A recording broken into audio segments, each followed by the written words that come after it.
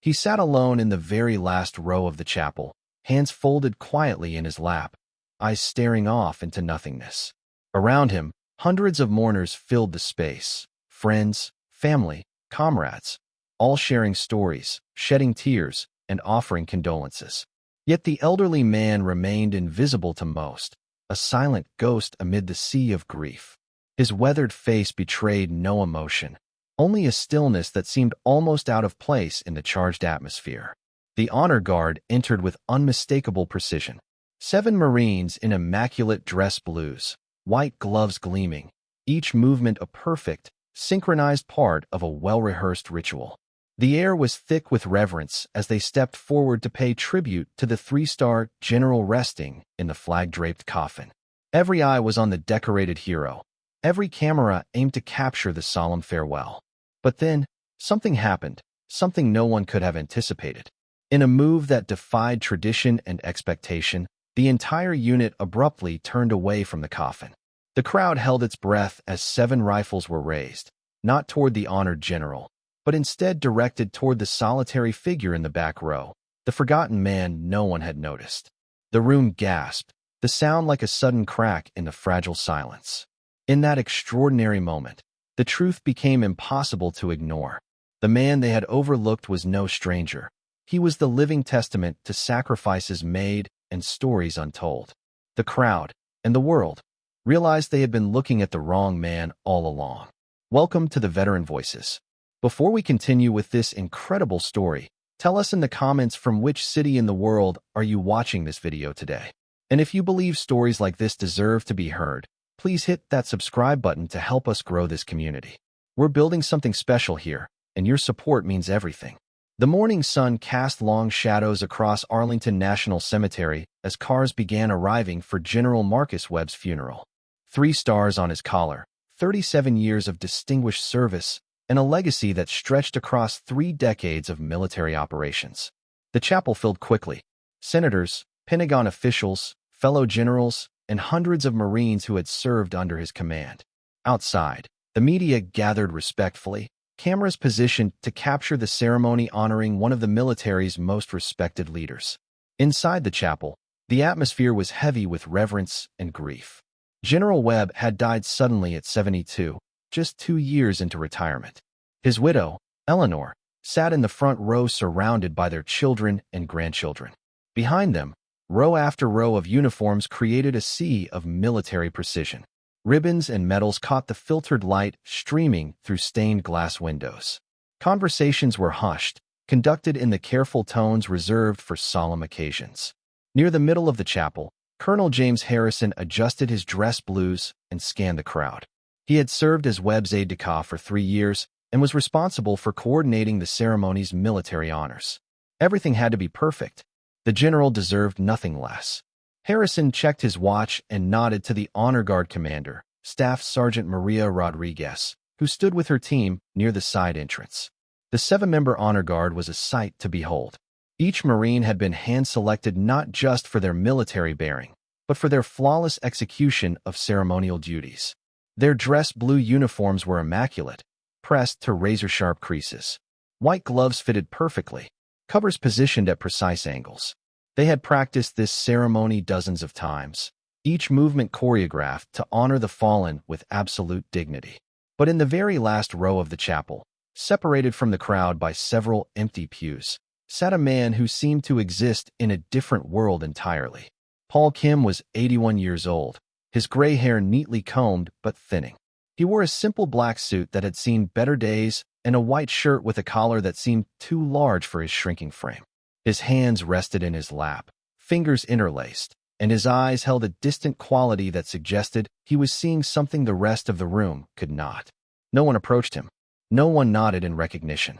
A few people glanced his way with the casual curiosity reserved for unfamiliar faces at public events, but most simply looked through him as if he weren't there at all. He was the kind of elderly man you might see at any gathering, quiet, unassuming, possibly a distant relative or family friend who had come to pay his respects. What they didn't know was that Paul Kim had been coming to military funerals for 23 years, not because he was famous or well-connected, but because he felt an obligation to honor the fallen. He never spoke to the families, never introduced himself to other mourners. He simply showed up, sat quietly, and paid his respects in the only way he knew how, through silent, solitary presence. The service began with traditional military protocol. A chaplain offered prayers, followed by eulogies from General Webb's colleagues and family members. Stories were shared about his leadership during the Gulf War, his role in modernizing Marine Corps training, and his dedication to the men and women who served under his command. The widow spoke briefly, her voice steady despite her grief, thanking the assembled crowd for honoring her husband's memory. As the formal service concluded, the moment arrived for military honors. This was the ceremony's centerpiece, the presentation of colors, the folding of the flag, and the final salute to a fallen leader. Colonel Harrison stood and nodded to Staff Sergeant Rodriguez. The honor guard moved into position with practiced precision, their movements sharp and deliberate. Paul Kim watched from his seat in the back row, his expression unchanged. He had witnessed this ceremony countless times before. The ritual was always the same, always performed with the same careful attention to detail. The honor guard would present arms, render honors to the deceased, and complete their duties with the mechanical perfection that military tradition demanded. But as the 7 Marines stepped forward, something unusual began to happen. Staff Sergeant Rodriguez, normally focused entirely on the casket and the ceremony's precise choreography, found her attention drawn to the old man in the back row. She had noticed him earlier, sitting alone while everyone else clustered together in groups. There was something about his posture, the way he held himself, that seemed familiar. Sergeant First Class Thompson, standing to Rodriguez's right, had been thinking the same thing. The old man's bearing, even seated and in civilian clothes, carried something indefinable but unmistakable. It was the kind of presence that comes from decades of military service, a quality that never fully leaves no matter how many years pass in civilian life. Corporal Martinez, the youngest member of the honor guard at 23, had been stealing glances at the old man throughout the service. There was something about his face, something that reminded him of photographs he had seen during his training. Old photographs of instructors and drill sergeants from decades past. As the honor guard prepared to present arms, Staff Sergeant Rodriguez made a decision that would violate every protocol she had ever learned.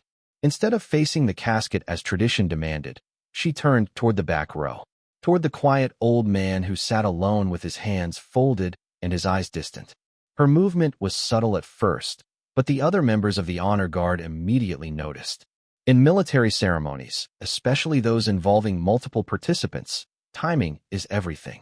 When one person moves, others instinctively follow. Sergeant Thompson turned with her, then Corporal Martinez. Within seconds, all 7 Marines had shifted their attention from General Webb's casket to the elderly man in the back row. The crowd noticed immediately. Conversations stopped mid-sentence. Heads turned. Cameras that had been focused on the casket swiveled toward the back of the chapel. Eleanor Webb looked confused, then concerned, wondering if something had gone wrong with the ceremony. But the honor guard's movements were not a mistake. They were deliberate, coordinated, and executed with the same precision they brought to every aspect of their duties. As one unit, they raised their rifles. 7 M14s lifted in perfect synchronization, not toward the flag-draped casket of General Webb, but toward Paul Kim. The old man's reaction was immediate and profound. For the first time during the entire service, his distant expression changed. His eyes widened slightly, not with surprise, but with recognition of what was happening. His hands, which had remained folded throughout the ceremony, slowly unclenched. His back straightened almost imperceptibly, muscle memory responding to honors being rendered. The chapel fell completely silent. Even the cameras stopped clicking. For a moment that seemed to stretch far longer than its actual duration, the only sound was the whisper of fabric as 7 Marines held their salute in perfect formation. Then, slowly, Paul Kim stood. His movements were careful, deliberate, carrying the weight of age, but also the unmistakable bearing of someone who had spent decades in uniform. He came to attention, not the exaggerated posture of a young recruit, but the natural stance of someone for whom military bearing had become second nature. And he returned the salute. The crowd erupted, not in applause, but in gasps and murmurs of confusion and amazement. Cell phones appeared as people tried to capture what they were witnessing. In the front row, Eleanor Webb leaned toward her son and whispered urgently, asking what was happening. He shook his head, equally bewildered. Colonel Harrison, responsible for the ceremony's smooth execution, felt his heart racing. This was not part of the program. This was not how military honors were supposed to be conducted. But something about the moment, something about the honor guard's obvious respect for the old man, made him hesitate to intervene. The salute held for exactly the prescribed duration, not too long, not too short, but precisely as military protocol demanded. Then, with the same unified precision, the honor guard lowered their rifles and returned to the position of attention. Paul Kim held his salute for 1 beat longer, then slowly lowered his hand and returned to his seat. The chapel remained silent for another long moment. Then Staff Sergeant Rodriguez took a step forward and spoke in a voice that carried clearly throughout the room despite its quiet tone. Ladies and gentlemen, I apologize for departing from the scheduled ceremony, but I felt it was important for you to know that the gentleman sitting in the back row is Gunnery Sergeant Paul Kim, United States Marine Corps, retired. Every member of this honor guard was trained by Gunnery Sergeant Kim. We learned to honor the fallen because he taught us what honor means. She paused, looking directly at Paul Kim, who had returned to his quietly folded hands and distant gaze. Gunnery Sergeant Kim served for 30 years. He was a drill instructor at Paris Island for 12 of those years, training over 4,000 Marines. After retirement, he became the senior instructor for the Marine Corps Honor Guard, teaching ceremonial duties to Marines who would go on to honor our fallen heroes. He trained the honor guards who served at Arlington National Cemetery, at military funerals across the country, and at ceremonies for Medal of Honor recipients. The crowd was completely silent now, hanging on every word. What you may not know is that Gunnery Sergeant Kim has attended over 300 military funerals in the past 23 years. Not for recognition, not for ceremony, simply to ensure that no fallen Marine is honored alone. He sits in the back, he doesn't speak to families, and he never identifies himself. He just shows up.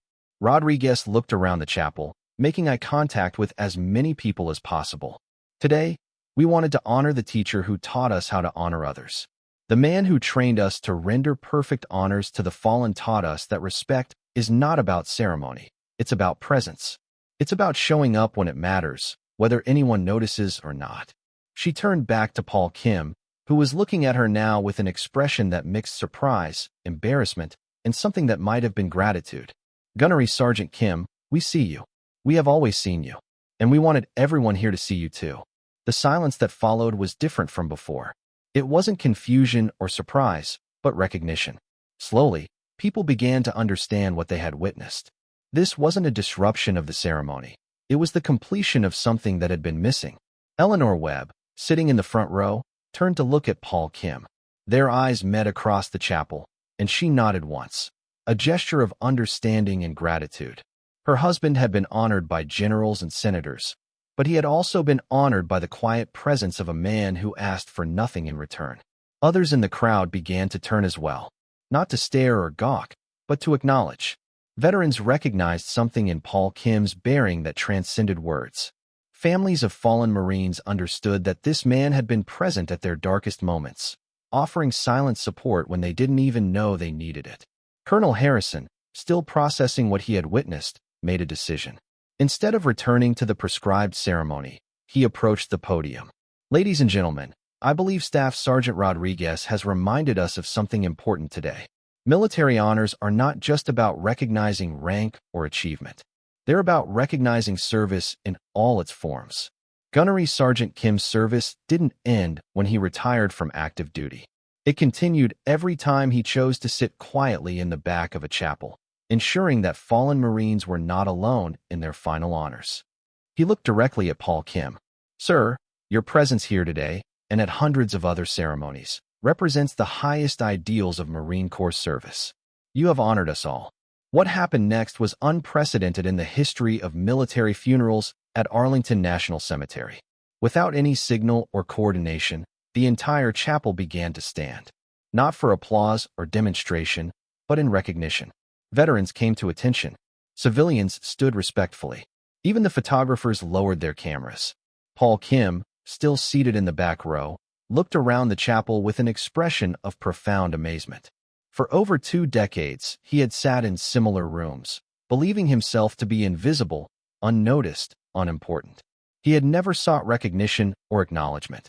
He had simply done what he believed was right, showing up when it mattered. Slowly, carefully, he stood once more. Not at attention this time, but simply as an old man overwhelmed by unexpected recognition. He looked toward the casket of General Webb, then toward the honor guard that had been trained in his methods, and finally toward the crowd that was standing in silent tribute. He nodded once, the same simple gesture he had offered at hundreds of other funerals. Then he sat back down, hands folded, eyes returning to their distant focus. The ceremony was not about him, and he would not let it become so.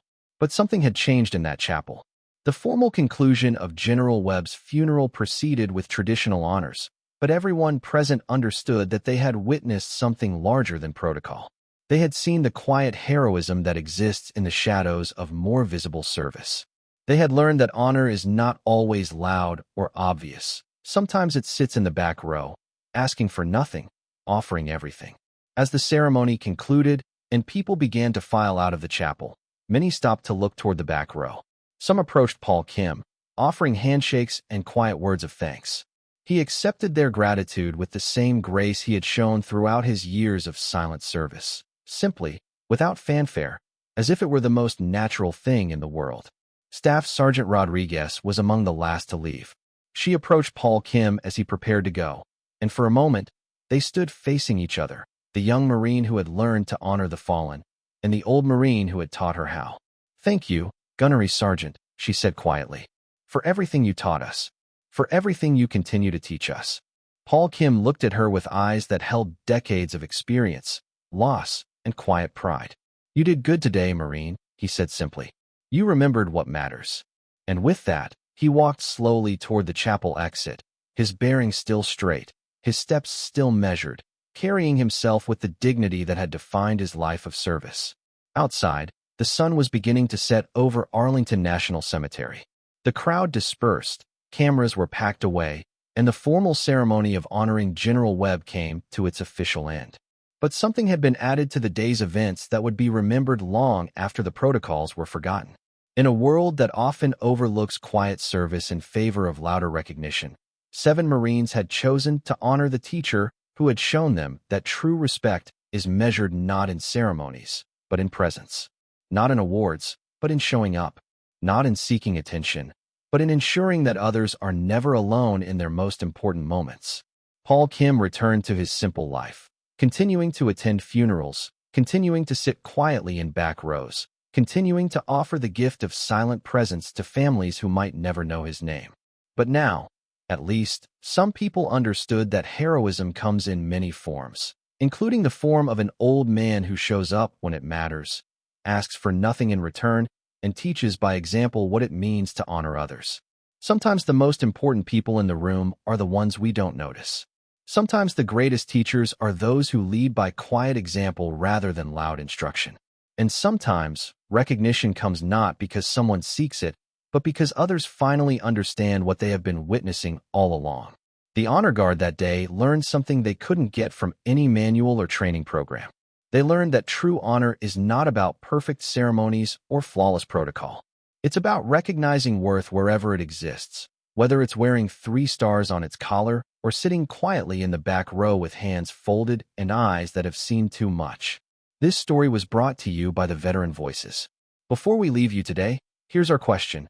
Have you ever known someone who never asked for recognition but deserved more than anyone else? Someone who showed up when it mattered, who served quietly, who made a difference without seeking credit?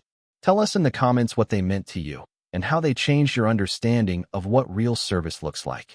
And if you think stories like this need to be heard, hit that subscribe button to support the channel. We'll see you in the next one.